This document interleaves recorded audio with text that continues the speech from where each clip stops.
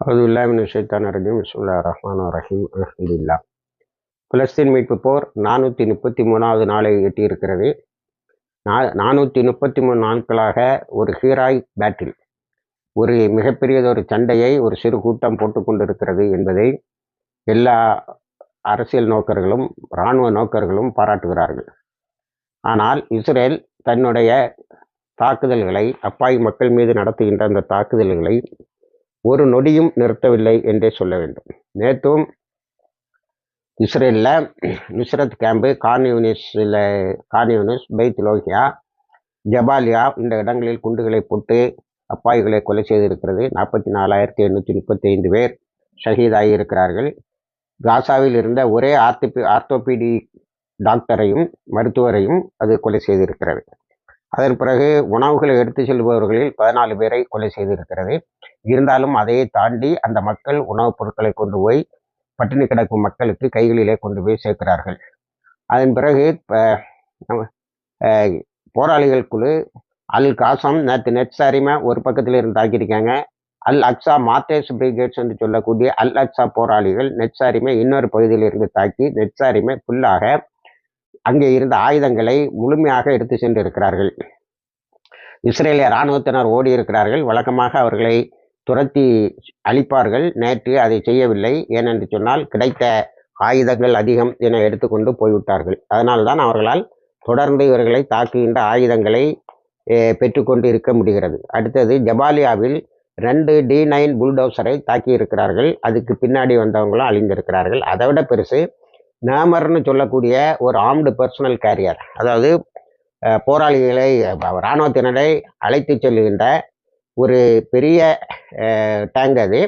அதில் 60லேருந்து 90 பேர் வரைக்கும் இருக்கலாம்னு சொல்கிறாங்க. சிலர் 30 பேருங்கிறாங்க. அதை அழித்திருக்கிறார்கள். அதில் இருந்த எல்லோருமே இறந்து இருக்கிறார்கள். ஹெலிகாப்டர்கள் வந்து அள்ளி சென்றிருக்கிறது. ஜபாலியாவில் பிளாக் 2ல் நேற்று ஒரு பெரிய தாக்குதலை நடத்தியிருக்கிறார்கள். அதில் இஸ்ரேலிய இராணுவத்தினர் 2 பேரை, கமாண்டர்ஸ் 2 பேரை சுட்டு கொண்டு இருக்கிறார்கள். ஃபலூஜாலையும் வெஸ்ட் ஆஃப் ஜபாலியா ஃபலூஜாங்கிற இடத்திலும் நேற்று தாக்குதல் நடத்தி இருக்கிறார்கள். அந்த நடந்த திடீர் தாக்குதலில் ஒரு 15 பேர் காயம்பட்டதாக சொல்லுகிறார்கள். இஸ்ரேல் எல்லோருமே காயம்பட்டதாகத்தான், நாம் படித்த இத்தனை பேருமே காயம்பட்டவர்களாகத்தான் சொல்லுகிறது. அடுத்தது லெபனான் பார்டருக்கு வந்தால், லெபனானிலிருந்து இஸ்ரேலுடைய இராணுவத்தின் ஒரு பிரிவு பின்னே போய்விட்டதாக சொல்லுகிறார்கள்.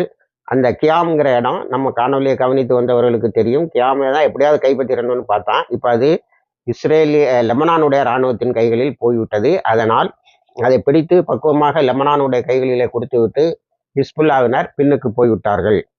ஆனால் இன்னைக்கு நேற்று வரைக்கும் சண்டை போட்டது ஹிஸ்புல்லா தான். அடுத்தது இந்த வெஸ்ட் பேங்கில் நேற்று 2-3 இன்சிடெண்ட்டு. அதில் ஒரு கார் இன்சிடெண்ட்டை நேற்று நான் சொன்னேன். அதில் காயம்பட்டவர்கள் 3 பேர், இறந்தவர்கள் 3 பேர் என்று அறியப்படுகிறது. அது பெருசாக பேசப்படுகிறது. ஏனென்று சொன்னால் அந்த காரில் வந்த எல்லா இஸ்ரேலிய இராணுவத்தினரும் காயப்பட்டு இருக்கிறார்கள். அந்த உண்மையை வெளியே சொல்ல மாட்டேன்னு என்கிறார்கள். 2 நாள் அந்த கார் தாக்கி அந்த நாளில் இருந்து இன்னைக்கு வரைக்கும் 2 பேரை கண்டுபிடித்து கொலை செய்து விட்டார்கள், ஷஹீதாக்கி விட்டார்கள். ஆனால் அந்த 2 பேர் தான் அதை செய்தாங்களான்னு தெரியாது. ஏதாவது 2 பேரை பிடிச்சி உடனே கொலை செய்து கணக்கு காட்டி விட்டார்கள் என்றும் சிலர் சொல்லுகிறார்கள். அடுத்தது பாலஸ்தீன் நிபுலஸில் இஸ்ரேலிய இராணுவ முகாமை தாக்கி இருக்கிறார்கள். பயங்கரமான தாக்குதல்.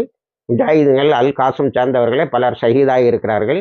ஆனால் அங்கு இருந்த எல்லா இஸ்ரேலிய இராணுவத்தினரும் அழிந்து விட்டார்கள். அடுத்தது பெத்லஹேமில் அல் காதிருங்கிற இடத்தில் இஸ்ரேலிய இராணுவம் பூந்து கபலீகரங்களை நடத்தி கொண்டு இருக்கும்போது திடீர் தாக்குதலை நடத்தி இருக்கிறார்கள்.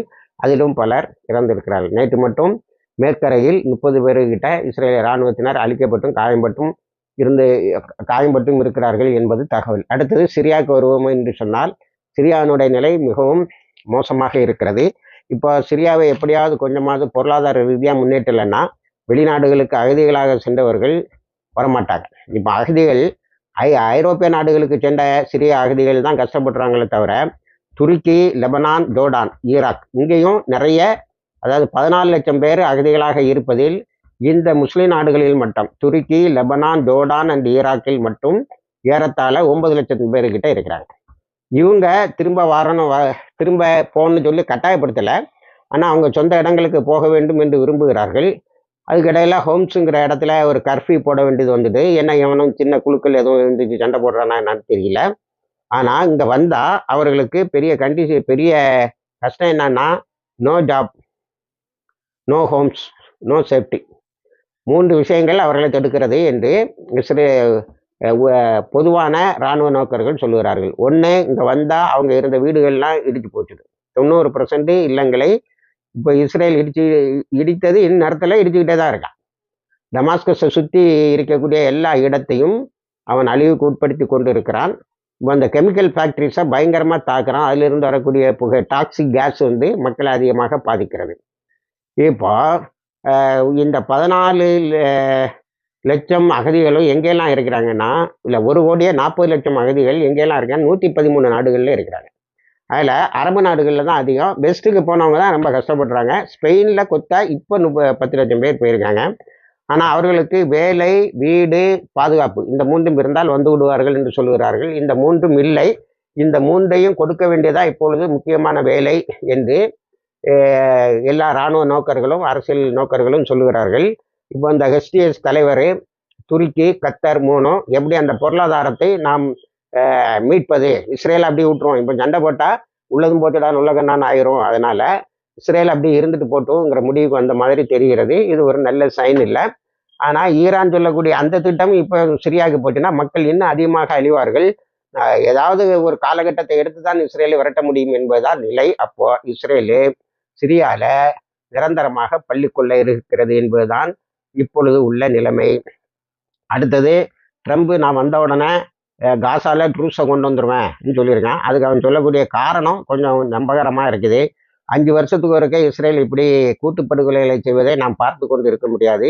அதனால் நான் வந்த உடனே காசாவில் போர் நிறுத்தத்தை கொண்டு வருவேன் என்று சொல்லியிருக்கிறார்கள். அடுத்தது, அமெரிக்காவில் பாலஸ்தீனத்தை தாயகமாக கொண்டு அமெரிக்காவில் சிட்டிசனாக இருக்கக்கூடியவங்கெல்லாம் சேர்ந்து ஒரு அமைப்பை நடத்தி இருக்கிறார்கள். அதுக்கு பேர் ஹோலி லேண்ட் ஃபவுண்டேஷன். அதாவது ஜெருசலத்தை மீட்கும் அறக்கட்டளை. அதிலிருந்து அவர்கள் பல சமுதாய பணிகளை செய்திருக்கிறார்கள்.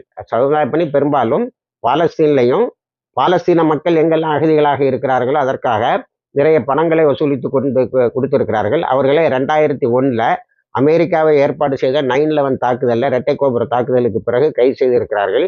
அவர்களில் 2 பேரை இப்பொழுது அவர்கள் மீது எந்த குற்றமும் இல்லை, எந்த குற்றமும் நிரூபிக்கப்படவில்லை என்று வெளியிட்டிருக்கிறார்கள். அதில் முஃபித் அப்துல் காதர் என்பவர் ஒருவர், இன்னொருவர் சுகுர் அபுபக்கர். இவங்க 2 பேருமே காசாவில் இருக்கக்கூடிய கமாண்டர்ஸோடைய சகோதரர்கள் என்று சொல்லப்படுகிறது.